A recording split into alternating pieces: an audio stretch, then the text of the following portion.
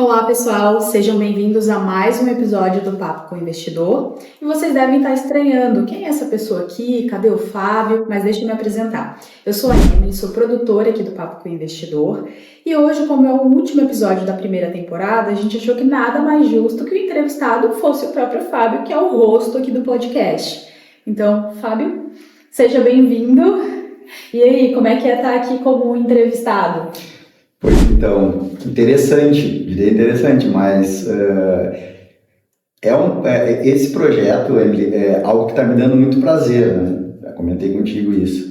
E tá desse outro lado aqui parece um pouco mais tranquilo, porque, de certa forma, falar um pouco da minha experiência, um pouco da minha vida é muito mais fácil do que construir ou instigar, né, as pessoas a justamente falarem das suas experiências com investimento e da própria vida, né? Então, já que hoje é o último episódio, até contextualizando para o pessoal, né, nós gravamos 9 episódios, 10 contigo agora, né, então foram 9 entrevistados, e agora a gente vai estruturar uma segunda temporada, né, Fábio? Exato. Mas conta um pouquinho para o pessoal como é que foi, como é que nasceu esse projeto, como é que foi o desenvolvimento dele. Culpa tua, né? Não, eu acho que a partir do que a gente foi construindo nesse ano que passou, a experiência com as mídias, experiência também, né, vivida nesse tempo de consórcio, nas relações que eu construí também na vida e com o consórcio, acabou que a gente percebeu que tinha um conteúdo imenso a ser explorado, né?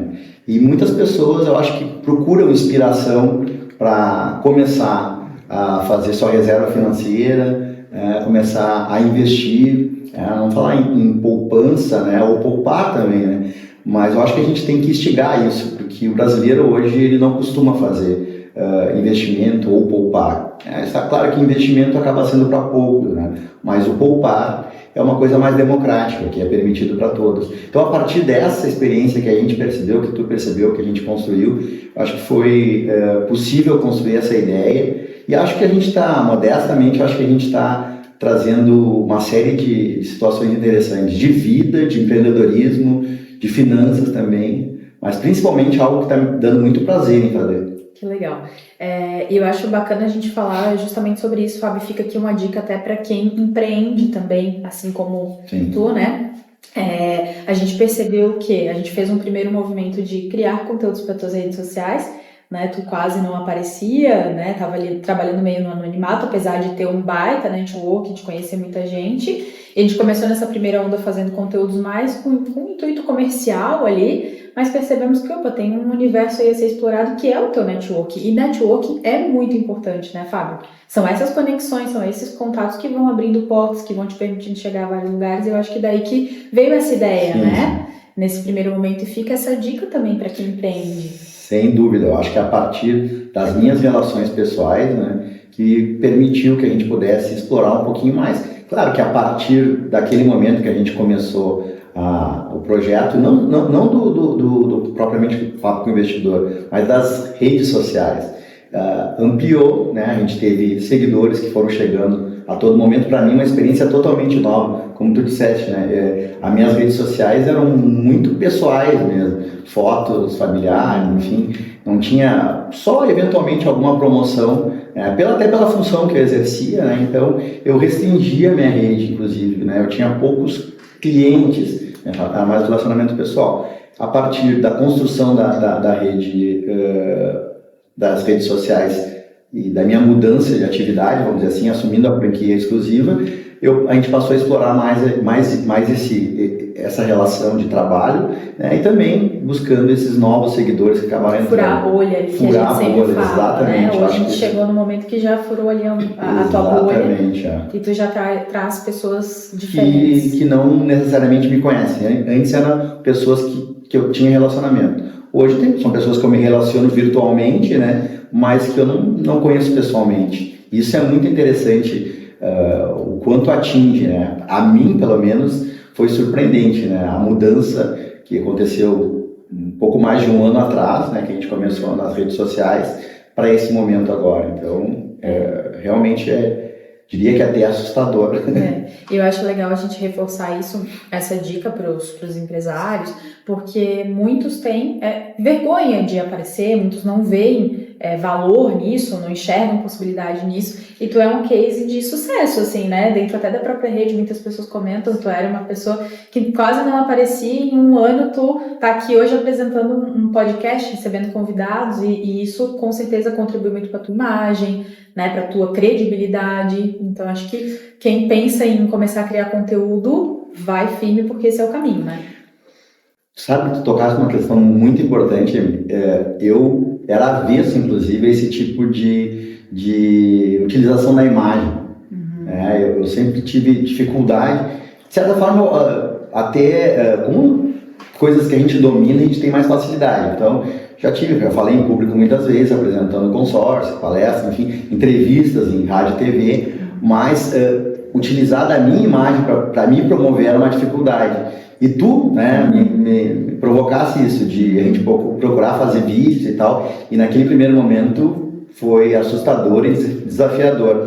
Mas eu acho que foi difícil, mas não é nada impossível. Tive várias situações que eu acabei acompanhando também nas redes sociais que me facilitaram, né, de ver pessoas que eu sempre ouvi dizer, né, faça, mesmo que faça errado ou faça mal, faça.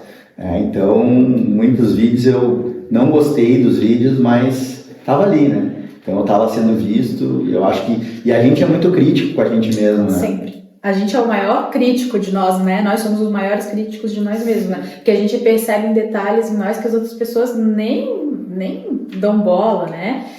Só que esse é o problema, se a gente fica pegando essas coisas e vou refazer para depois, aí tu não faz. Trava e não faz mais. Tem que ir aprimorando e tocando em frente. E no começo é sempre mais difícil, né? Para tudo é sempre mais difícil, né? Mas quando tu vê o resultado, né? É legal. Isso é interessante, começar a ver o resultado, começar a perceber as pessoas. Hoje em dia as pessoas comentam na rede, pessoas do meu relacionamento pessoal, relacionamento profissional, falam o quanto é interessante, o quanto, e eu não sabia da abrangência, que me acompanham, né, fazem brincadeira, né, que eu me tornei um youtuber, longe disso, né, mas que, tá no caminho.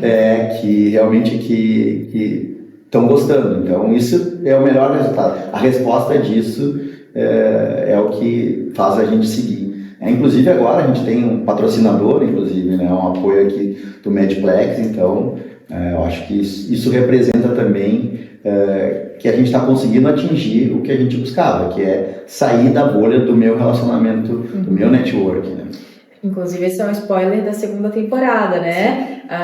Vamos gravar a segunda temporada aqui no Medplex Eixo Norte, que é onde tu tem o teu escritório, né? Exato. Inclusive, o Medplex sempre apoiando, né? Sempre compartilhando o nosso conteúdo e estando ali em contato com a gente. E hoje, cedendo o espaço aqui para nós, né? Então... De certa forma, nós sempre foram parceiros, desde que a gente ingressou aqui, né, no Medplex Eixo Norte, foram nossos parceiros, compartilhando. Eu participei também de um podcast que o Medplex promove, né, foi além da parceria, pelo interesse do material produzido, surgiu a ideia, né, de a gente poder aprofundar essa parceria. Então, nessa segunda temporada a gente vai fazer daqui do Medplex.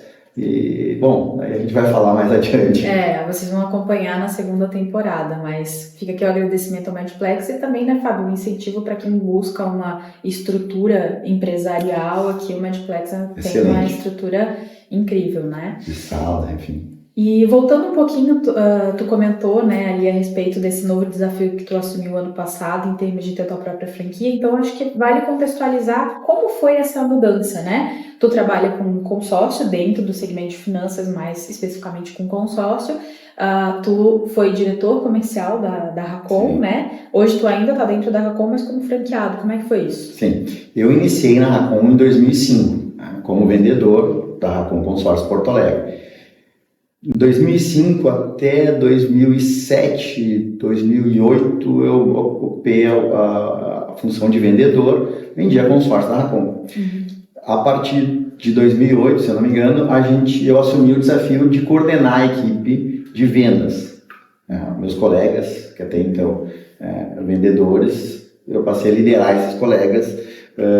Foi um desafio, já começou aí o meu desafio, pouco tempo, né, 2, 3 anos de convívio com o consórcio e também na empresa. Eu tive o convite para coordenar a equipe comercial.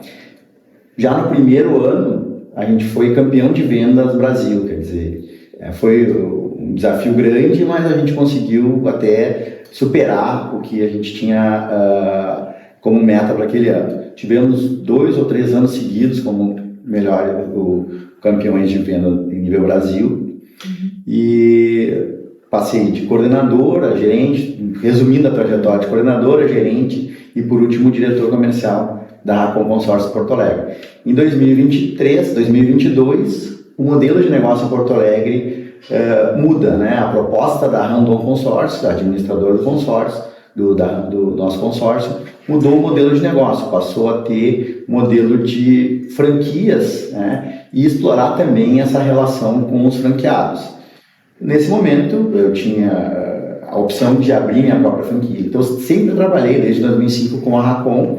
Em 2005, fiz a minha própria franquia, montei a minha própria franquia exclusiva da Racon. Em 2023, desculpa. 2023. Então, desde o início de janeiro de 2023, eu assumi esse desafio também, que foi muito grande, mas já no primeiro ano a gente superou a meta que eu havia projetado e também a meta que a Randon havia projetado. Então, sem dúvida, foi muito bom esse ano que passou. E também acredito que muito em função do que a gente fez aqui. Eu acredito que a partir do momento que tu assumiu a tua franquia, tu viu necessidade, inclusive, de se expor um pouco mais, de ter a rede social como uma estratégia comercial, porque antes tu estava dentro ali da estrutura da Racon, que tem um setor de marketing, tem toda uma estrutura ali. A partir do momento que tu vai com o teu próprio rosto, com o teu nome, que é a FD Consórcios, é o teu escritório, tua franquia, inclusive, está aqui na canequinha do café, tu viu essa necessidade e isso te ajudou muito. E aí eu queria te fazer uma pergunta que tu sempre faz para os convidados, que é, dentro dessa tua jornada aí de quase 20 anos, tanto profissional quanto pessoal, qual foi o maior desafio que tu enfrentou? Pois então, destaquei, eu te diria que não consigo separar um deles, mas listando o desafio primeiro de liderar a equipe, que eu segui sendo colega, né? Porque mesmo sendo líder, tu segue sendo colega daquele teu colega que antes tu ocupava a mesma função. Eu acho que esse foi um desafio muito grande e difícil para superar. Acho que eu abri mão de várias situações de relacionamento, de família, convívio com a família, também de administrar relações, porque de certa forma todos ali que eram da equipe almejavam, tinham interesse também de assumir um cargo de gestão, né? Então, poder trabalhar com essa relação, não foi fácil, né? Mas a gente superou muito bem, né? Tanto que o resultado veio. Eu acho que esse foi o primeiro desafio que a gente conseguiu superar. E depois a gente passou por pandemia aqui em Porto Alegre agora, recentemente por enchente. A pandemia foi uma escola, eu vou dizer. É claro que foi terrível, não tô, claro. Todo mundo sabe que não estou agradecendo a pandemia, né? Mas a pandemia avançou uma série de processos, né?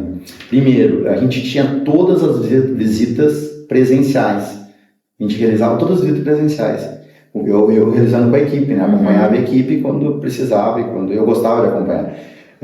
A partir da pandemia, a própria Randon conseguiu acelerar o processo de venda virtual. Então, hoje não existe a necessidade da contratação ela ser pessoal. Antes se assinava o contrato. Hoje, um contrato de adesão que pode ser feito pela internet, enfim, não precisa ter a relação presencial. A visita, que é muito importante, porque é a relação que tu constrói com as pessoas, né? Ela não necessariamente precisa ser presencial. A gente aprendeu, eu particularmente, tem muita gente que já usava isso, mas eu não usava. Então, eu me adaptei a fazer reuniões virtuais com clientes, o que para mim, de certa forma, era um tabu, porque no consórcio... Parece uma coisa muito impessoal, muito fria, né? E sendo um produto que tem que ter muita credibilidade, sempre me pareceu que como é que eu vou investir numa coisa, pagar um recurso que eu não vou ter agora, uma pessoa que eu não conheço, às vezes numa cidade distante. Então não me parecia uma coisa viável possível. E hoje eu vou te dizer que 90% das nossas vendas, até mais, são realizadas de forma virtual, com reuniões virtuais, visitas também, elas acontecem, mas principalmente elas são feitas virtualmente. E eu acho que é um processo sem volta, né? Um caminho sem volta. Então, aí veio também a percepção de que eu tinha que me adaptar ao momento. Eu acho que... resiliência. Eu acho que muito. Eu acho que essa palavra a gente tem usado muito. Tem ouvido muito, né? E todos os entrevistados, né? Todas as pessoas que vieram bater o papo do investidor comigo falaram resiliência é a principal, o resumo assim, do que a gente pode dizer quando a gente vai empreender. Então, os desafios, eles são diários.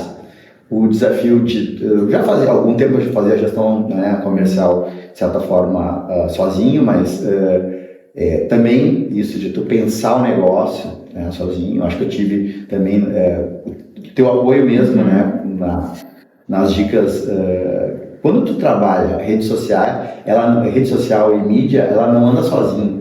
Ela interfere em todo o teu negócio. Aí fica também uma dica, né?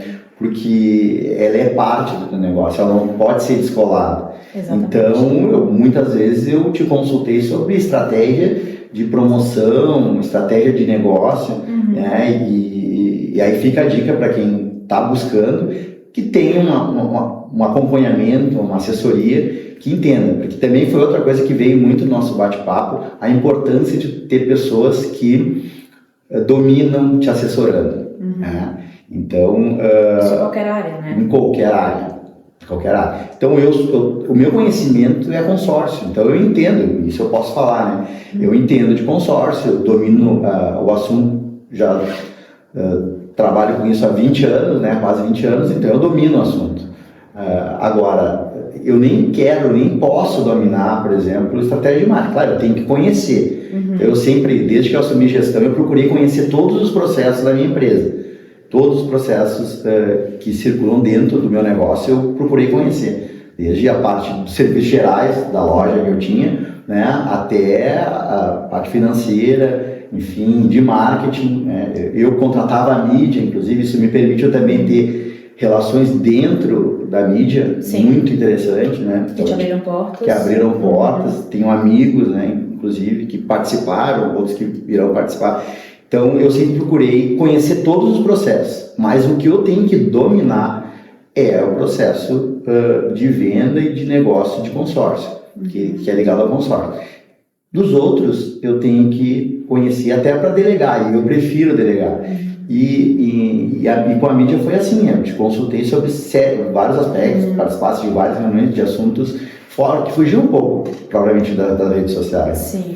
Então, fez com que tu conhecesse. Faziam parte ali das estratégias, porque a gente, quando fala de marketing digital, né, as pessoas entendem um pouco errado, às vezes confundem esse conceito por causa de toda uma poluição que aconteceu aí no mercado, né? Mas, na verdade, o marketing é marketing e o digital é um meio apenas, né? Assim como o físico, um outdoor, uma campanha presencial, uma palestra, também é um caminho, é um meio, né? Então, essas ações, elas não estão descoladas. E aí, tu falou uma coisa interessante que eu acho que fica de dica para os empreendedores aqui que estão nos acompanhando, enfim, né? Quando veio essa questão da digitalização dos processos, que caiu um pouco essa coisa do presencial, dos encontros, das reuniões, eu acho que a rede social vem nesse sentido de aproximação também. Sim. Então, a pessoa vai entrar ali e ela vai se conectar contigo de alguma forma, se tu estiver produzindo um conteúdo interessante, né? Então, ela vai olhar, ela vai se identificar contigo, ela vai ver um pouco. Por isso que é importante também equilibrar o lado pessoal com o lado profissional na rede social, né? Porque, querendo ou não, o lado pessoal também conecta. Porque tem uma pessoa, mais, né? Porque especialmente no teu caso, que tu é a cara da marca, né?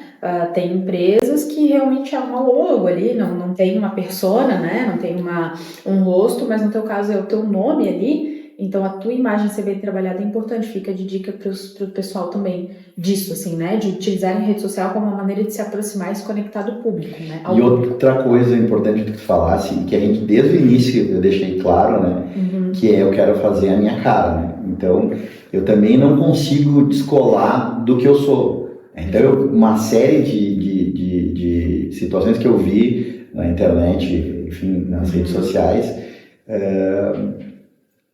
Enfim, a gente falou no início que antes que a gente esteja, né, do que seja fora, né, antes para ser visto, mas que descola um pouco da realidade, né? Então eu forçar para uma situação que não é real, então eu preciso passar credibilidade pelo conhecimento que eu tenho sobre esse assunto, né? E de experiências também que ocorreram, que são experiências de várias pessoas que me procuraram, enfim, né? Então é isso que eu procuro trazer para o meu cliente, situações reais que eu vivi, né? E da pessoa que eu acabei construindo nesses 20 anos, né? Conhecendo o consórcio. E não criar uma persona descolada. Uma narrativa, né? Forçada, falsa. E que a gente vê muito isso, né? Infelizmente, as redes sociais, essa é a parte, é o lado ruim, né? De explorar uma imagem, daqui a pouco, que não é verdadeira, ou construir uma imagem de uma persona que não existe, justamente para poder captar seguidores. E essa não era a ideia. Em alguns momentos, inclusive, eu passei por pessoas que faziam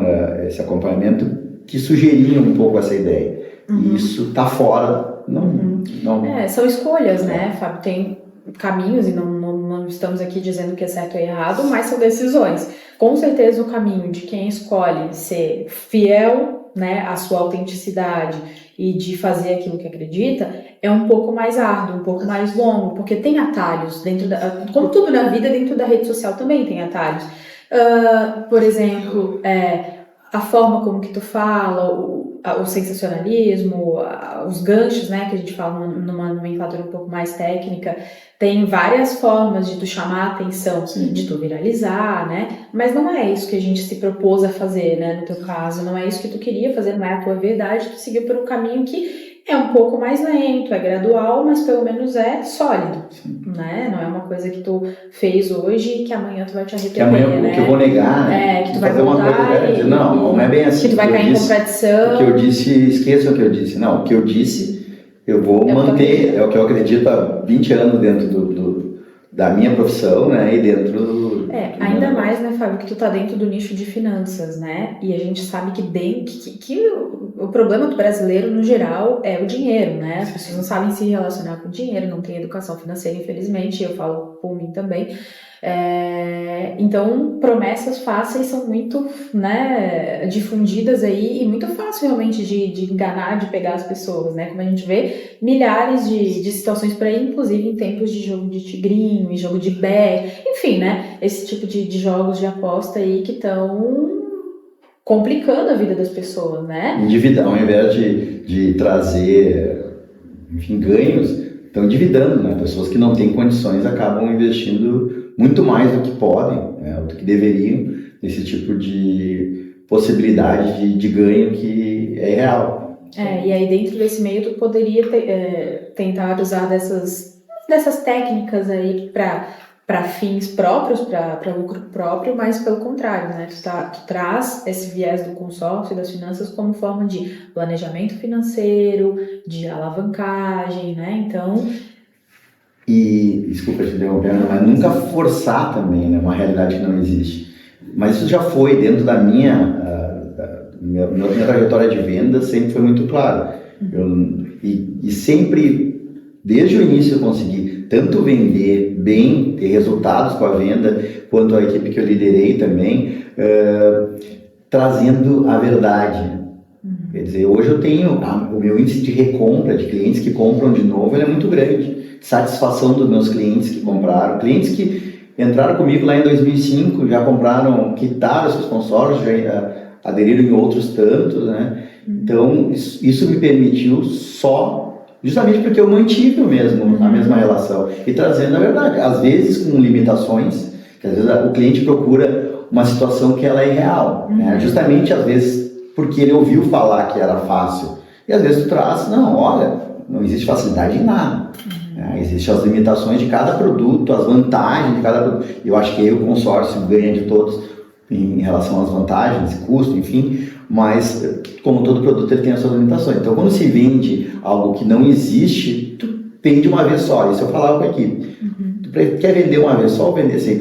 Eu tive situações que eu perdi a venda no início e disse que não era uma situação que haviam vendido, mas que eu não ia ultrapassar um sinal que estava fora da minha realidade, por exemplo, prometer uma situação que não existe, Esse cliente, vários clientes inclusive, compraram a partir de uma promessa que não existia e me deram feedback depois de que realmente eu tinha razão e que eles acabaram sendo enganados, enfim, ou criaram uma expectativa que não tinha. E muitos deles acabaram investindo comigo, até como agradecimento. Então, a gente não se arrepende de fazer a coisa certa. Eu acho que para isso na vida, né? A gente não se arrepende de fazer a coisa certa.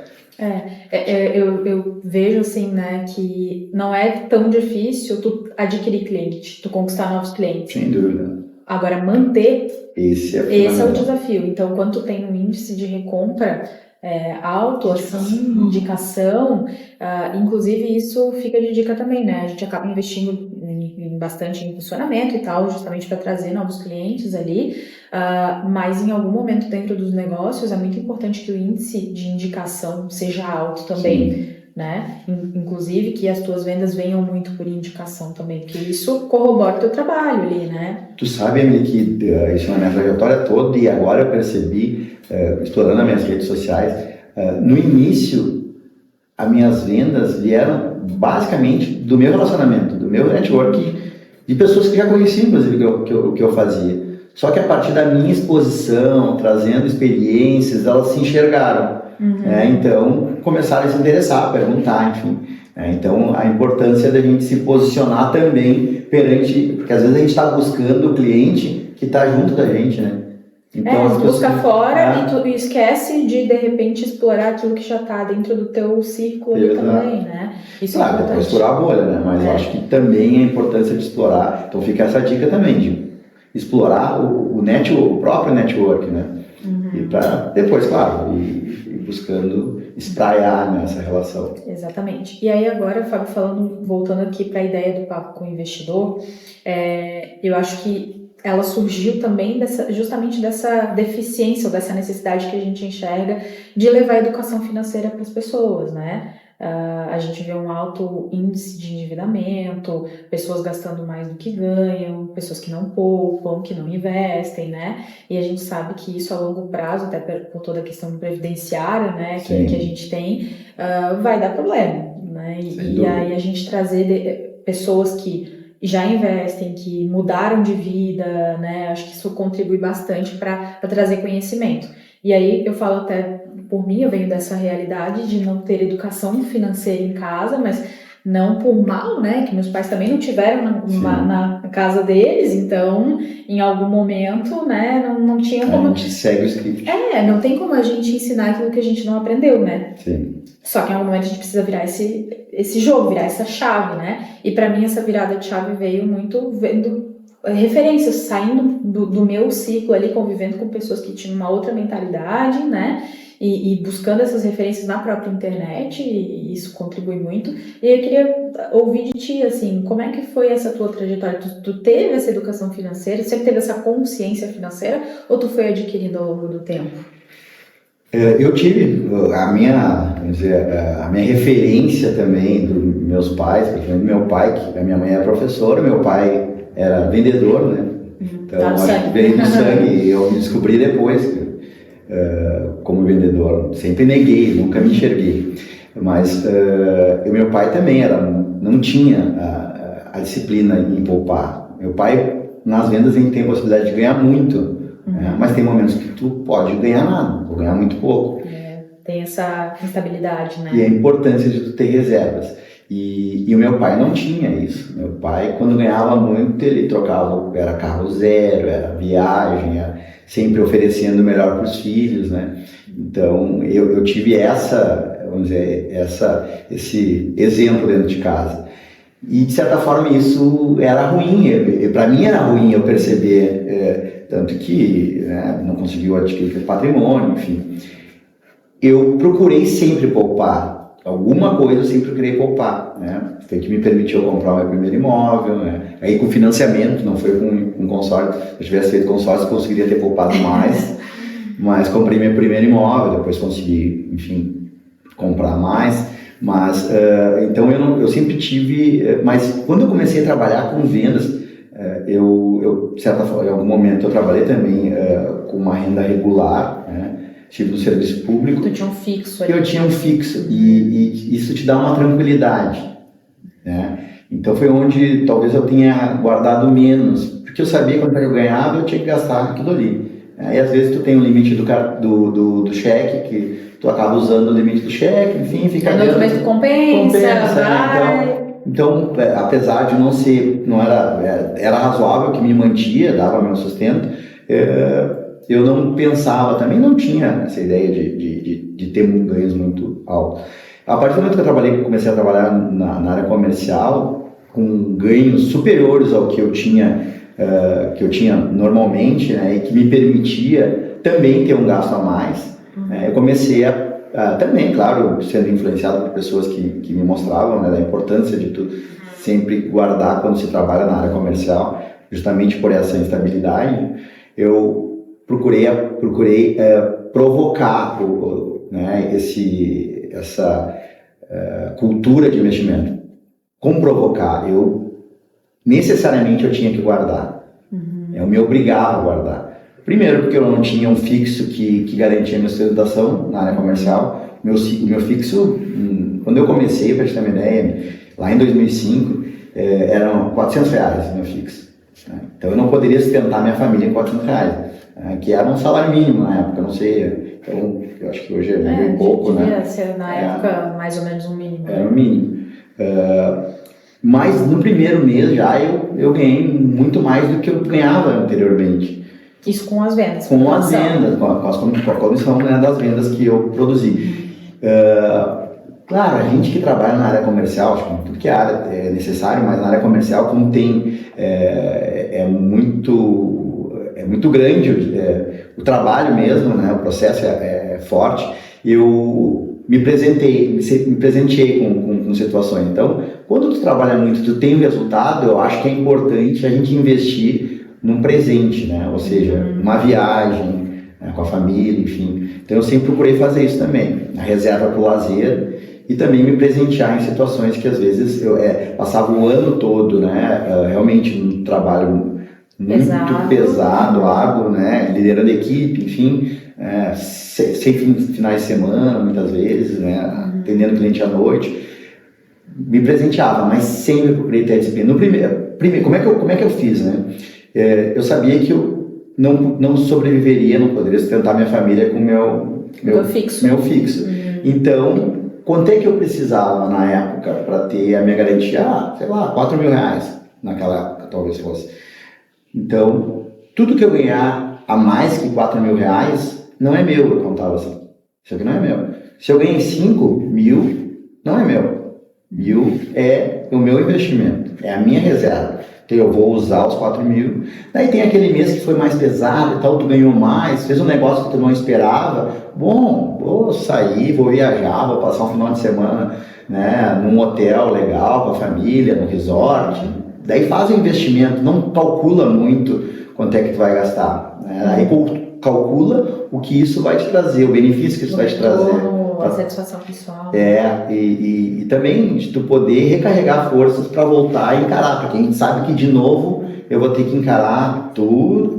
Recomeçar todo o processo e isso que tu tá falando é bem importante. A gente ouviu de alguns convidados isso também, né? Naturalmente, quando a gente tá nesse processo de construção, né? Ali que tu tá na faixa dos 20 e pouco, 30, 40 anos, que tu tá ali lutando para construir teu patrimônio, né, para manter tua família, é natural que a gente foque um pouco mais no trabalho, né, e muitas vezes deixe de viver ali, né, mas não dá, precisa haver um equilíbrio. É claro que o equilíbrio, às vezes, ele é meio utópico, né, a gente achar que vai estar o tempo todo mantendo tudo funcionando, é difícil, tem momentos que a gente vai ter que se dedicar mais a uma área da vida mesmo, para aquilo poder funcionar e prosperar, mas é importante que a gente também não descuide, principalmente do lazer e dos momentos em família, porque o tempo, a gente costuma dizer que tempo é dinheiro, tempo não é dinheiro, tempo é tempo.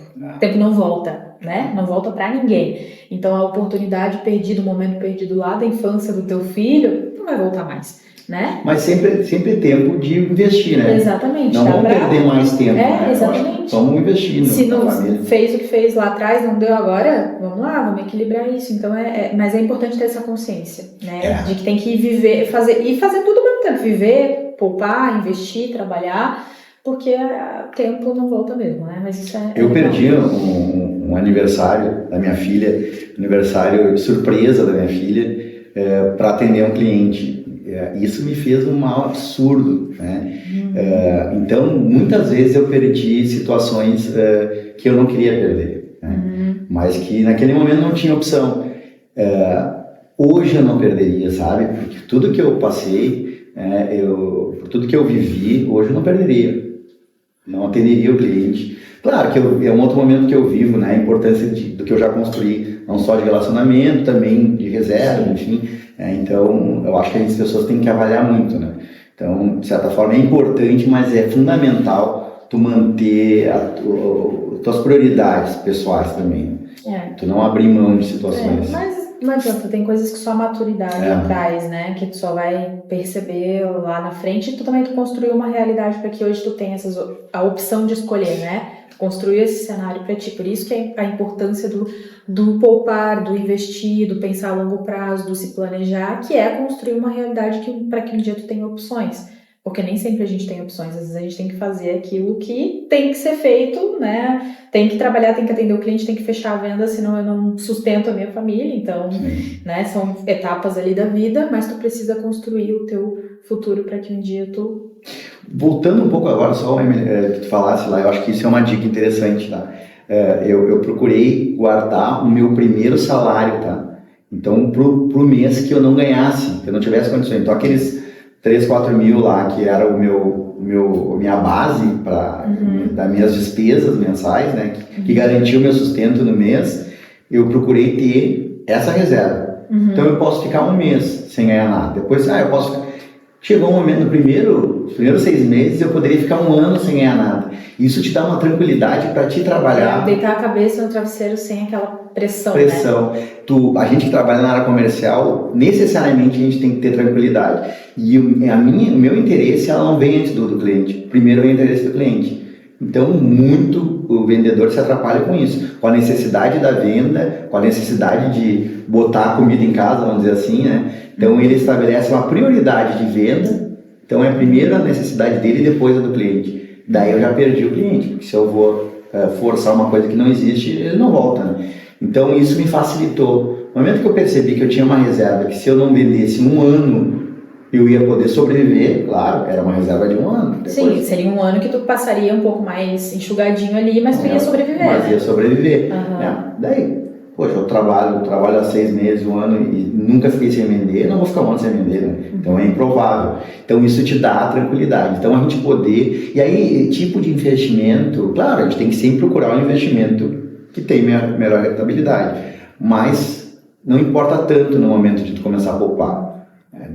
Claro, eu particularmente que tive experiência com a Bolsa de Valores lá em 2008, não faço mais isso, porque, enfim, tem um risco muito grande. O variável não tinha. O variável que tem um risco menor me interessa, né? Então, mas eu prefiro renda fixa, né? E correr menos risco e garantido com um consórcio. Do produto que eu vendo é o que eu procuro investir. Sim. Então, eu acredito, né? Então, eu acho que isso, mas independente do tipo de investimento, que se faça sempre. Naquela ocasião da Bolsa de Valores em 2008, que a gente teve a situação da crise do mercado imobiliário americano, que foi onde eu perdi a metade do que eu investi, e daí não foi, eu investi X e eu recebi X dividido por 2, né? Então, é metade do que eu havia investido, não é o ganho, não, metade, eu saquei. Claro, se eu tivesse mantido o investimento, eu não teria perdido, né? Mas ficou assustado. Eu não tenho estômago para ficar vendo aquilo lá caindo, e ainda fiz pior, porque o meu coquetel estava certo, né? É hora de comprar. E eu comprando, meu consultor. E eu comprando, e no outro dia ainda caía mais, né? Eu comprei em alta, vai dar um desespero. Assim como eu via o dinheiro crescendo antes, daí dá um desespero. Vou sacar metade do que eu botei, porque daqui a pouco virou pó, né? Mas por isso que para investir, especialmente em renda variável, tem que ter inteligência emocional, né, Fábio? Sim. Porque não dá para ver o valor subindo e ter uma ambição muito grande naquele momento, né? Querer já dobrar a aposta sem calcular o risco, ao mesmo tempo que não dá para ver o gráfico lá caindo e se desesperar. Tem que ter um equilíbrio, né, emocional para lidar com essa situação e muita gente acaba não tendo, né? Talvez naquele momento eu ter uma necessidade de uma liquidez maior, que era eu poder ter a sobrevivência, né?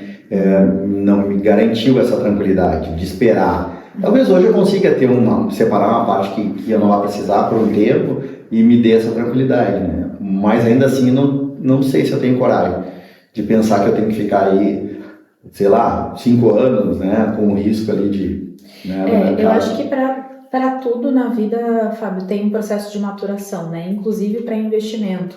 Então, para quem não está acostumado a investir, de repente começar direto colocando a sua reserva, né, o seu ganho, numa renda variável sem ter conhecimento disso, pode ser arriscado, né? Claro, pode te trazer ganhos maiores, ganhos alavancados, mas pode te fazer perder tudo.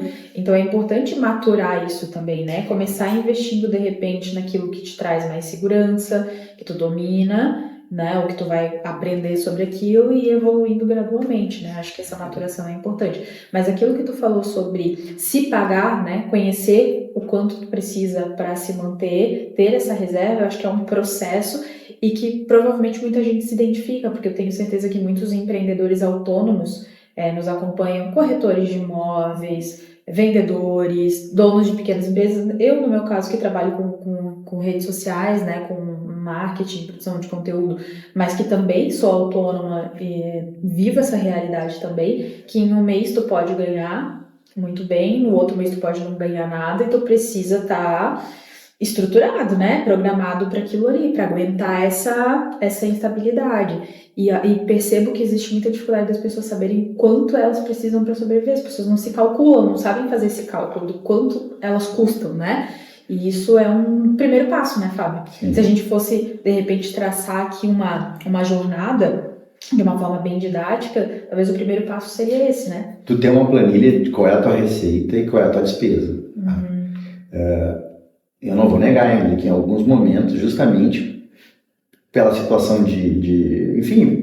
do resultado ser interessante, a gente foge um pouco disso, mas que vem o lazer, né? Que tu vai ter um gasto um pouco maior. Sim, bem supérfluo. Tu acaba investindo um pouco mais, daí depois, né? Mas o ideal é tu ter uma planilha das tuas receitas e despesas, né?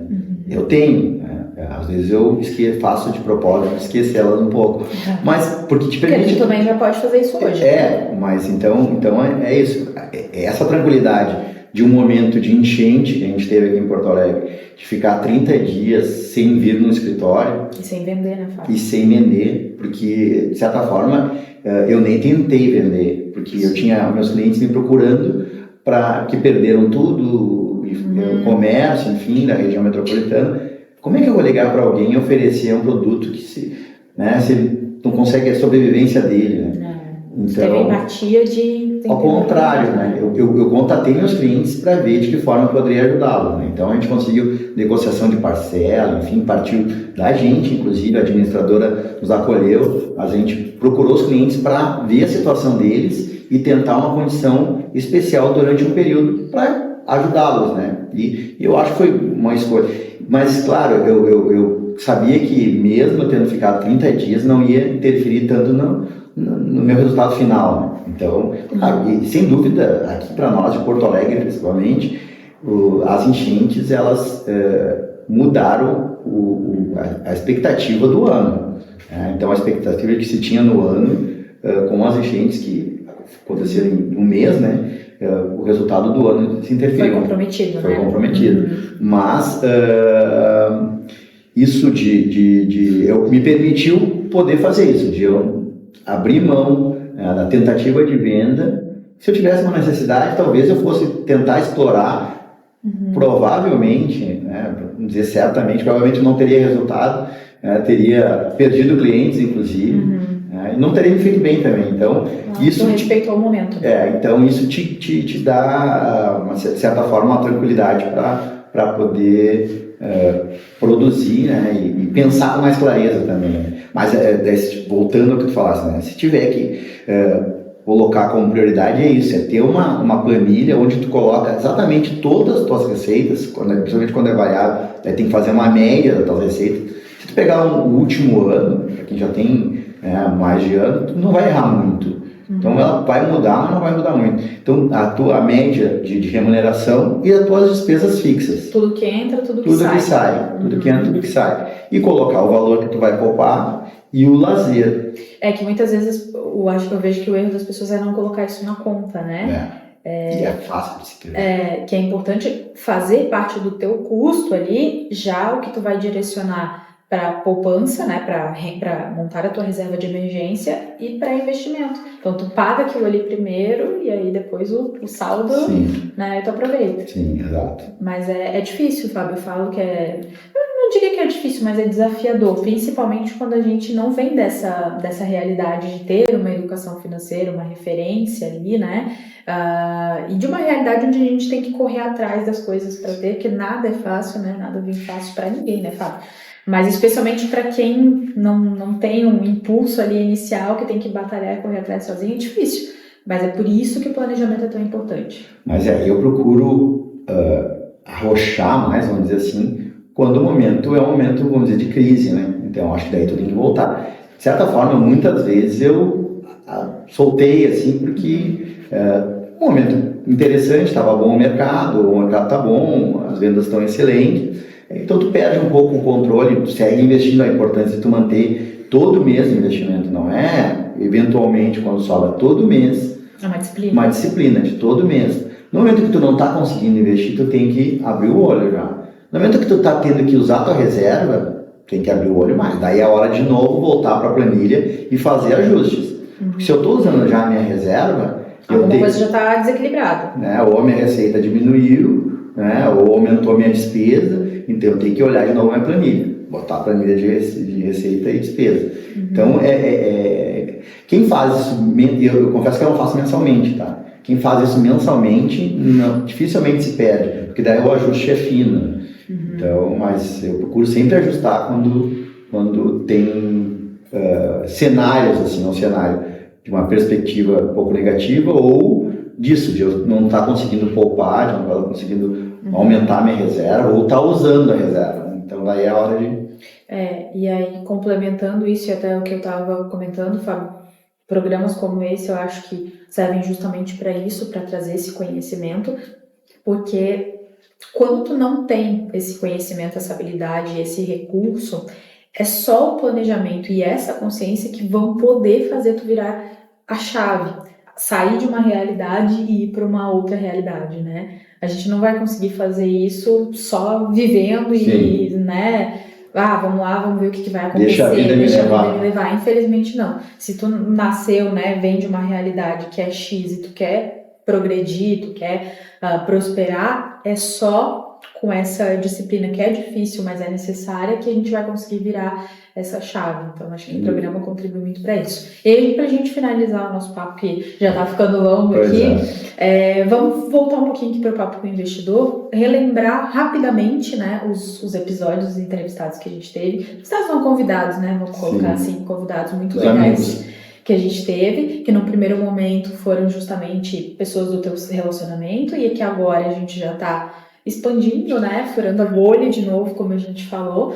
Então, começamos recebendo o Wilson Silva, que foi um cliente que veio do digital para ti, né, que veio através do Instagram, da rede social, que se aproximou, né, que criou um relacionamento e, inclusive, foi um dos convidados entrevistados aqui. Sim, acho que foi o primeiro, né? Foi o primeiro. O Wilson foi uma experiência justamente das primeiras pessoas que vieram fora da bolha. Não era do meu relacionamento pessoal e nem profissional, enfim, não tinha nem virtual.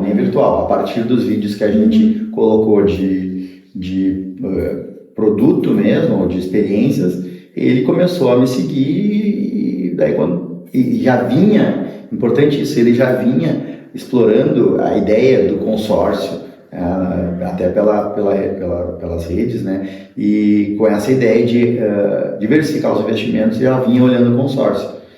E claro, ele avaliou várias situações e no momento que ele quis tomar a decisão, ele foi consultar aqueles que ele já estava olhando. e chegou até mim, enfim, a gente iniciou uma relação, acabou se tornando, eu acabo me tornando amigo dos meus clientes sempre, né? Mas foi dessa forma, ele veio pelas redes sociais. Então, foi bem interessante esse, não foi à toa que eu quis fazer o primeiro episódio com ele, até para poder trazer essa experiência mesmo, sim, esse virtual. Case, né? E aí é importante, Fábio, a gente falar sobre isso, né? O Wilson, ele veio com o que a gente chama de lead quente, né? Sim. Ele já tinha consciência do que ele queria, né? Ele já tinha um perfil de investidor, queria diversificar, e aí quando ele te encontrou, viu os teus conteúdos, viu o universo que tu fazia parte, tu passou credibilidade para ele, mas tu teve que investir nesse relacionamento. E isso é uma coisa que muitas vezes as pessoas não têm, os empresários, empreendedores não têm muita paciência de fazer, e isso é importante. Né?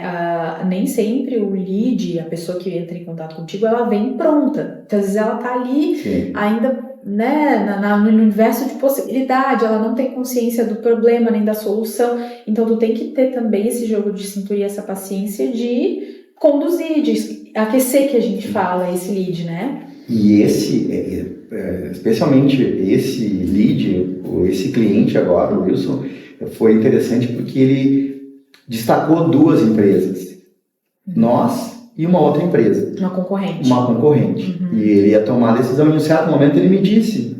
Ele foi honesto. Ele disse, Fábio, eu estou avaliando tu e a administradora X. E eu, ao invés de ir contra, eu disse, ótimo, que bom que tu está avaliando. Eu acho que para um investimento a longo prazo é importante tu tomar uma decisão a partir de todas as informações que tu está buscando. E até pedi que ele me passasse, né, o que ele tinha e tal, para ver o que eu conseguiria melhorar. Não me lembro nem se ele passou, mas o fato é que eu procurei apresentar a proposta em cima do que ele estava buscando. Diferente, depois ele me falou, né, diferente disso, o que o concorrente procurou fazer foi desqualificar a minha empresa.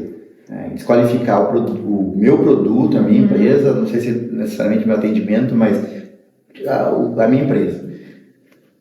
O cliente, ao invés de ele trazer o cliente para ele perdeu o cliente, porque no momento que tu vai falar mal de alguém para te valorizar, eu tenho que falar o que eu tenho de positivo, a não ser que a pessoa está caindo numa fraude, daí tu tem que mostrar. Alertar, né? A gente que trabalha no mercado tem todos os mercados têm risco, né? Se tu percebe que é uma fraude, um risco, tem que alertar. Agora, se é uma empresa, né? Eu não posso. Ele inventou situações que não eram reais para desqualificar a empresa. Então, aí ele perdeu o cliente. Ainda bem que esse cliente tinha essa percepção. Depois disse, quando ele disse, como ele falou, começou a falar mal da tua empresa, da Randon, perdeu. Já acendeu o alerta. E eu fiz o contrário. Eu disse, eu não posso falar da empresa que ele me apresentou, que agora eu não vou fazer propaganda, porque ela é uma empresa séria, autorizada pelo Banco Central. O que eu vou te oferecer é o meu atendimento personalizado, o teu acompanhamento, enfim. Então aí eu ganhei o cliente. E claro que o risco às vezes de perder é muito grande, porque a ideia é aquela de ficar assustado ou de cair numa oferta muito absurda lá porque muitas vezes quando alguém fala que está estudando a concorrência, tu pode cair na armadilha de querer, não, então eu vou fazer tudo, eu vou flexibilizar tudo, eu vou baixar as barreiras totalmente para fechar o negócio, que depois aquilo ali não vai ser sustentável, vai te prejudicar. Isso acontece em todas as áreas, às vezes acontece comigo também. Às vezes para fechar aquele cliente, aí a gente acaba cedendo situações que são inegociáveis. A gente fala que prostitui o mercado. A palavra é essa, eu acho. E não precisa.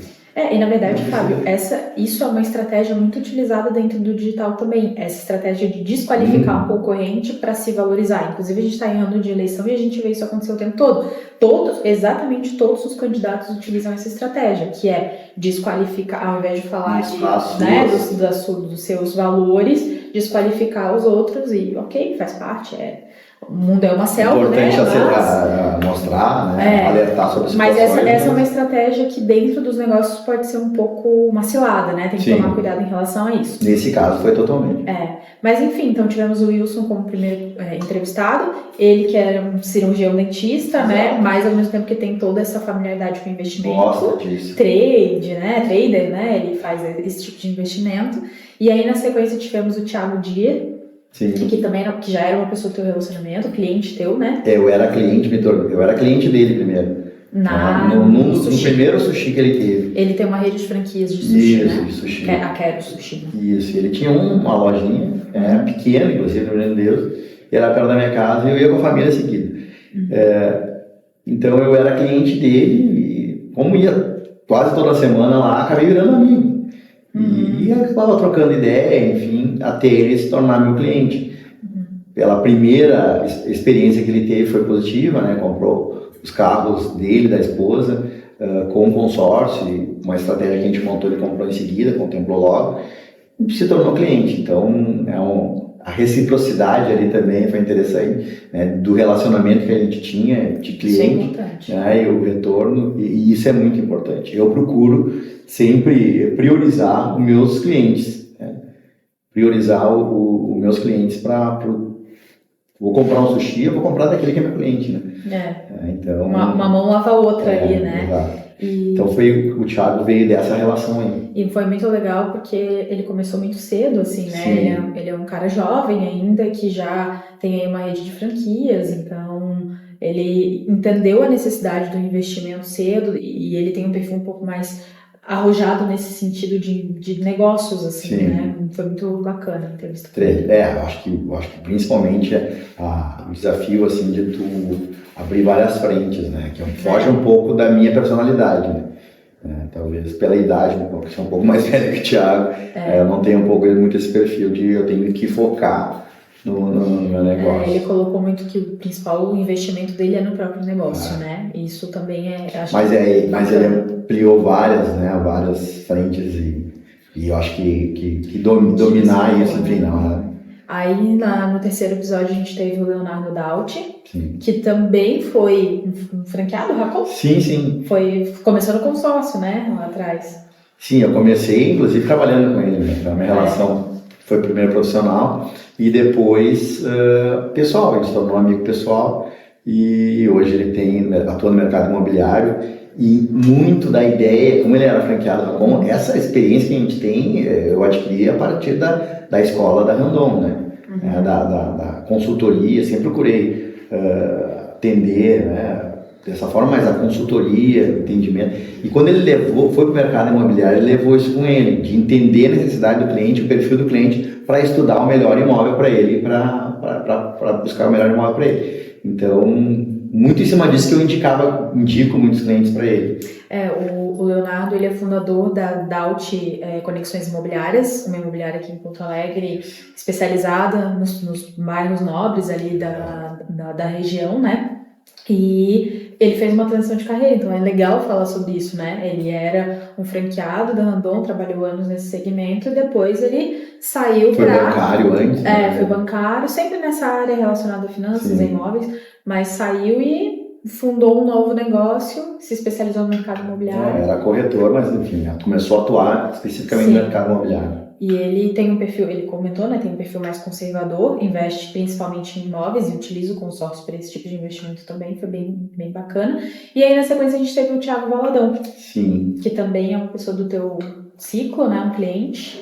O Thiago Valadão também, uma pessoa que foi por indicação, né, e pela relação que a gente construiu, desde o primeiro contato com ele, foi muito interessante, porque na primeira reunião já a gente acabou levando, eu acho que mais de hora, conversando, não sobre negócio, ele falou um pouco sobre a vida dele, e ali já, né, porque, e eu gostei muito da conversa que ele trouxe lá, a experiência dele, hoje ele é muito bem sucedido, mas começou lá na metalurgia como funcionário, então é isso, eu acho que essa conexão que existe com o teu cliente, ela é fundamental, né? Então o Thiago também foi, e é outro que, eu acho que todos, né, eu vou dizer que são meus amigos, porque realmente eu me interessa, eu tenho várias cotas de consórcio, né? E eu sempre esqueço de torcer para as minhas, sempre fico torcendo para essa situação do meu cliente.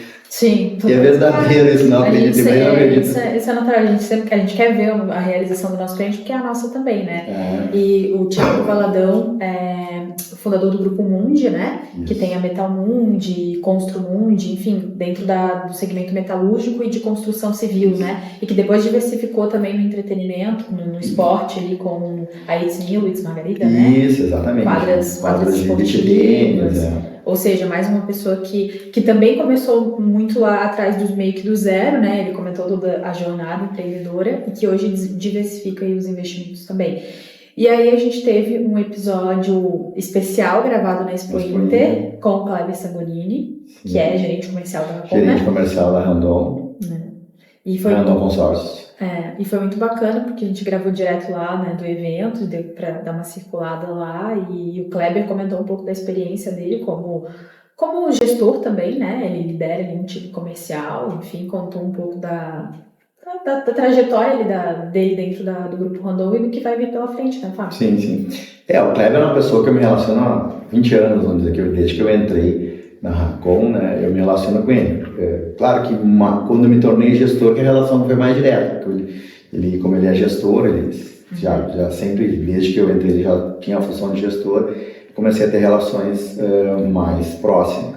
Sim, ele trouxe até mostrando um pouco sobre a marca, né, a história da marca, isso que é interessante, a história da marca, ele falou, a história da Randon, nós chegamos a falar inclusive do seu Raul, né, fundador da Randon, a Randon Corp também, a Rendes, então, muito interessante, também com toda a situação, com todo o clima de feira, até o barulho, né? Foi desafiador, né? Não diria que foi ruim, mas foi bom, justamente para sentir o clima na feira, mas foi difícil, foi desafiador. Então, acho que o Kleber tinha que ter, foi a primeira pessoa que certamente eu vou conversar com outras pessoas, vou convidar outras pessoas dentro do Grupo Randon, colegas, inclusive, mas eu fiz questão que ele fosse o primeiro, né, pela importância da função dele, né, claro, a relação que eu construí com ele, mas a importância da função dele dentro do consórcio, da Racon Consórcio. E aí, no 6º episódio, um desafio também, novamente, que foi entrevistar o Leonardo Meneghetti, né, jornalista esportivo, conhecido, ex-diretor da Band, né, que hoje comanda o Debate Raiz, né, Fábio? Está no YouTube também, mas que foi comandante do Donos da Bola também, né? Então, um desafio quando entrevistar um jornalista, uma pessoa que já tem toda essa oratória, essa postura, né, Fábio?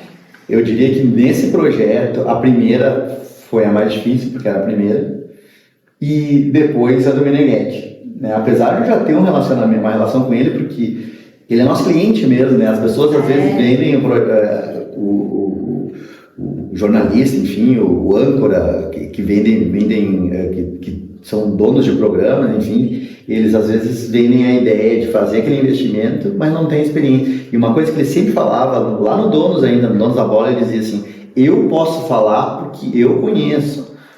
Então... É uma chancela, né, muito, muito bacana para a marca. Então eu já tinha uma relação, já tive várias vezes eventos da Band, conversando com ele, ou mesmo ele tirando dúvidas, né, processo de liberação, inclusive, né. Então, apesar de ter essa relação, confesso que foi um dos mais difíceis, né, justamente porque é uma pessoa que domina, né.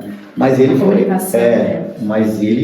eu acho que ele dominou ali porque, até no sentido de ajudar, ele percebeu as minhas inseguranças em alguns momentos e chamou para ele, então...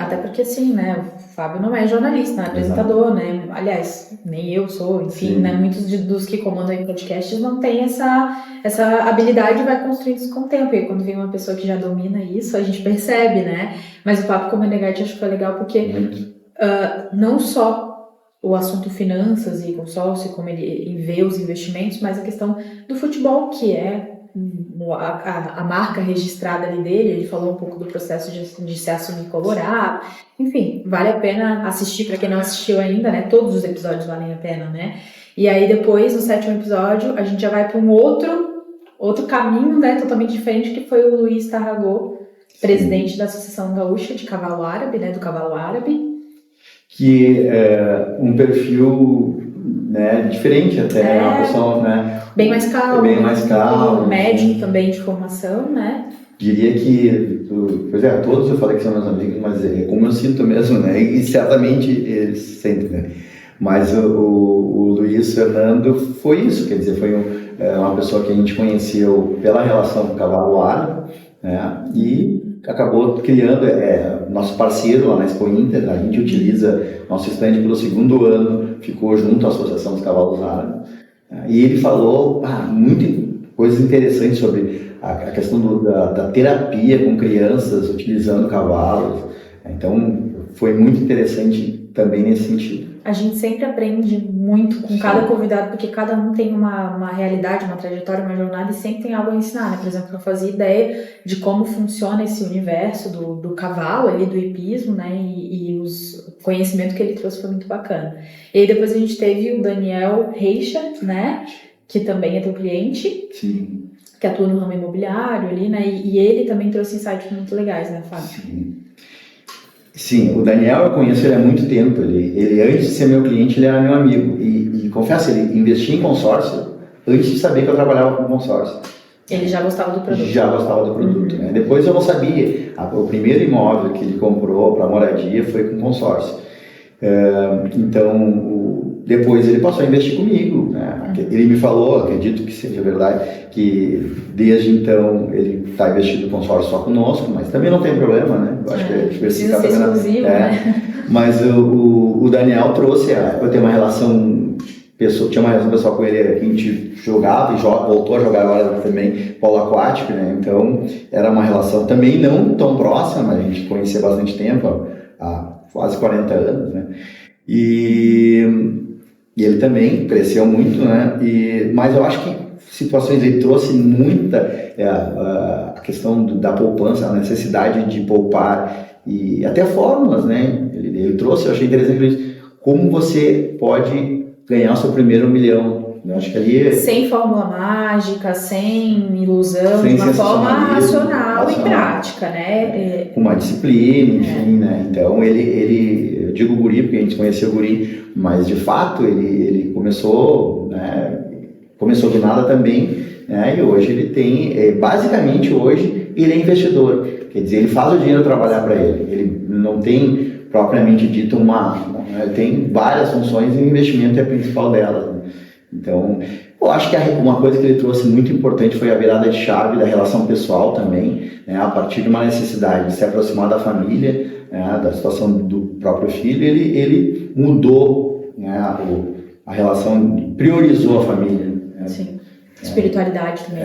Então, muito, né? A questão, a fé, independente da religião, mas ter essa fé é muito então, importante. São insights assim, importantes que dá para destacar na conversa do Daniel. E aí fechamos com o Guilherme Ramos, que é teu cliente também, e que daí de um outro segmento do ramo da barbearia, né?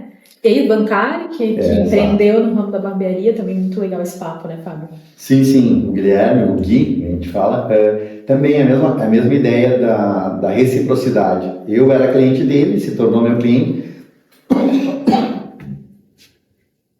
Eu era cliente dele, ele se tornou meu cliente, me falava sempre que era bancário e gostava de vender consórcio, era sempre esse papo, né?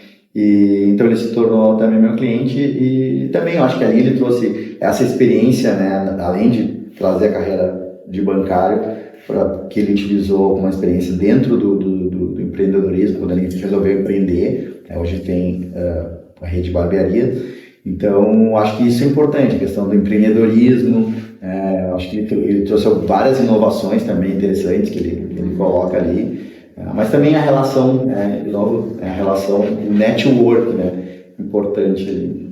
E eu procuro sempre estabelecer isso, quer dizer, tenho certeza que cada pessoa tem uma série de situações que vão incentivar outras pessoas, né, para empreender ou mesmo na vida pessoal. Então, sem dúvida, a gente serve de inspiração. Toda e qualquer nem pessoa. Imagina, né? Mas às vezes tá inspirando, e dentro dessa primeira temporada todos os convidados tinham perfis diferentes, embora muitas semelhanças entre si na mentalidade, no pensamento, mas cada um com uma realidade, com uma visão diferente que eu tenho certeza que servem de inspiração e insights aí. Então, vamos reforçar o convite para quem não assistiu os episódios ainda, assistir, que vale a pena, né, Fábio? Sim. E acho que para a segunda temporada, o pessoal pode esperar aí muito conhecimento também, né? Muita novidade que a gente ainda está montando aqui.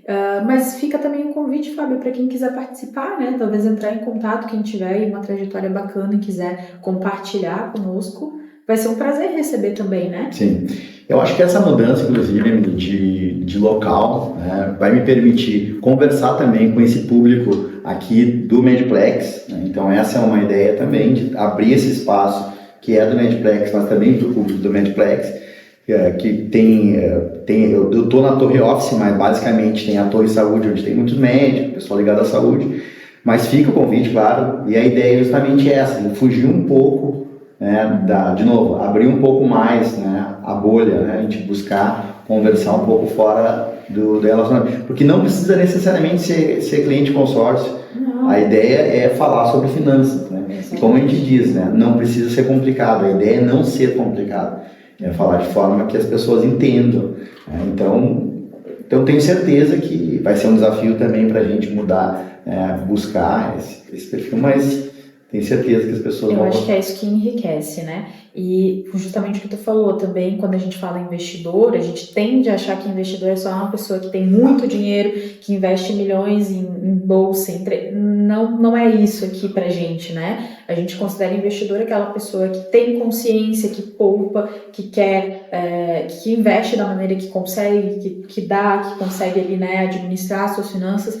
E principalmente empreendedores são investidores, né? Porque eles investem seu tempo e seu recurso para o seu negócio. Então, se você tem uma trajetória de negócios e quer compartilhar com a gente, pode entrar em contato, deixar aqui nos comentários ou mandar um e-mail que a gente, ou seguir o Fábio lá no Instagram, né? Sem dúvida. @Fábio Saldanha Dutra, Exato. E acho que finalizamos então essa primeira temporada com a tua história, um pouquinho da tua história, acho que foi bem legal também. Que bom. Obrigado pela ajuda, pelo apoio. Para mim foi um desafio também, né? Então, acho que... Espero que eu tenha conseguido conduzir aqui. Sem dúvida. Sabe que eu comentei sempre contigo, né? Então, foi desafiador, mas... sabe, né? A gente, claro que a ideia de a gente explorar a imagem, ainda mostrar credibilidade, trazer essa ideia de poupança ou de poupar, né, para as pessoas, né? Influenciar essas pessoas, mas não necessariamente está ligado ao retorno financeiro, né? É uma questão de satisfação pessoal. Satisfação pessoal. E isso, eu confesso, eu já comentei contigo que isso me deu um prazer, assim, um bate-papo descontraído, conhecer um pouco mais da vida ou da experiência de cada um, né? Poder passar um pouco para as pessoas. Então, para mim, foi muito prazeroso. Né? Que bom. Acho que se a gente conseguir influenciar uma pessoa a começar a poupar e a investir, já paga tudo, né? Todo o esforço que a gente coloca em fazer isso aqui acontecer, né? Então, é isso. Finalizamos a primeira temporada e bora para a próxima, né? Bora para a próxima temporada. Então, até a próxima temporada do Papo com o Investidor.